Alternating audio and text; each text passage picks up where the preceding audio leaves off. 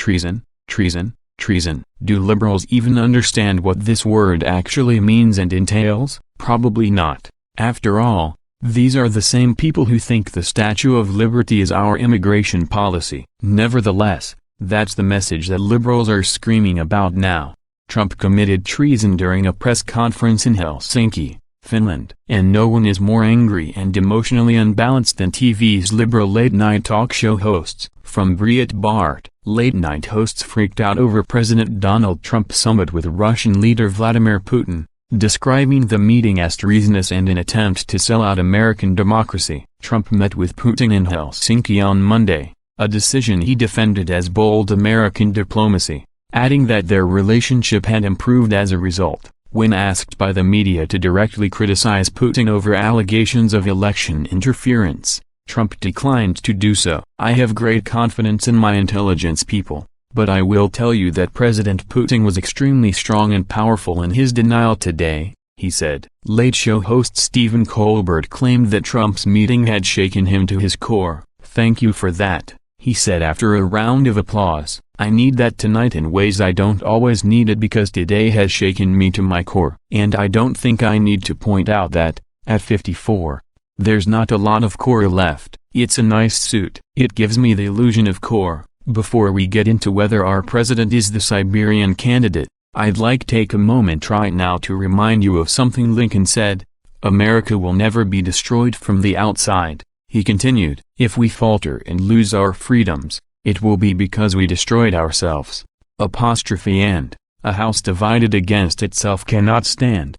They were his two most famous tweets. So, with that in mind, I'm thinking that maybe in the interest of unity, the most patriotic thing we can do right now is not pointing out the alarming behavior of our president, but instead just shut up and take it until he's gone. Does anybody feel like taking it? Meanwhile, Jimmy Kimmel suggested it was now beyond reasonable doubt that Putin has compromising information on Donald Trump. Today was maybe the strangest of all 542 bizarre days of Donald Trump's reign of error. Today may have been the weirdest, Kimmel said, before showing a clip of Trump walking alongside Queen Elizabeth II. But that turned out to be nothing compared to what happened in Finland this morning. Helsinki has frozen over, Kimmel continued. The President of the United States publicly sided with Russia over our own FBI on the subject of cyber attacks on our election campaign. Trump had a meeting today with his KGB FF, Vladimir Putin,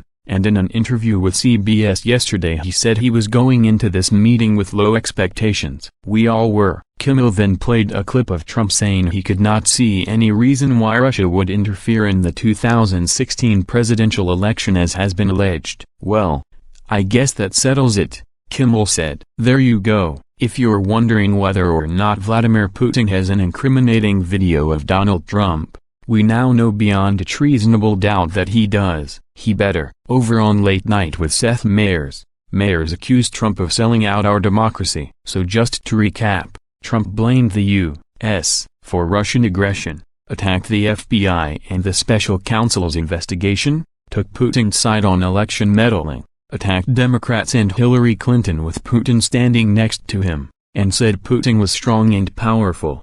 Meyers declared. Can you imagine what their private meeting was like? I'm worried he let Putin annex one of the 50 states. Here is an electoral map. Pick one of the blue ones. Seriously, Trump gushes over Putin like a flustered 12-year-old who just met Mickey at Disneyland. On top of everything else, today a Russian woman who tried to broker a pair of secret meeting between Trump and Putin was charged and accused of working with Americans to carry out a secret Russian effort to influence American politics, he added. So while that was happening, Trump was doing everything he could to ingratiate himself with Putin. He's selling out our democracy. Daily Show host Trevor Noah also offered his own hot take, saying that Trump had become a cheerleader to Putin's regime after Trump praised his incredible offer to allow Russian investigators to work on the allegations of election manipulation. Really? You don't see any reason not to trust Vladimir Putin? Noah asked. The man was a top KGB spy. He'll steal the shirt off your back. Hell, he stole the shirt off his own back. You can't trust this man. It's pretty wild for the President of the United States to defend Russia against the United States,